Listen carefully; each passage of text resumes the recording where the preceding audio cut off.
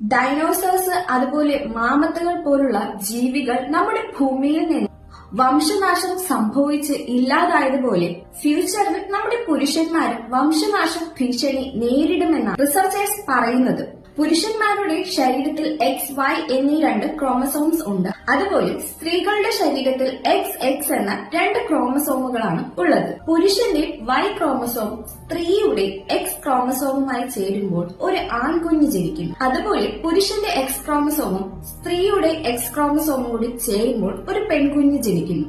ഇതൊക്കെ നമ്മൾ കുഞ്ഞിലെ തന്നെ പല ക്ലാസ്സുകളിലായി കേട്ടുവരുന്ന കാര്യങ്ങളാണ്.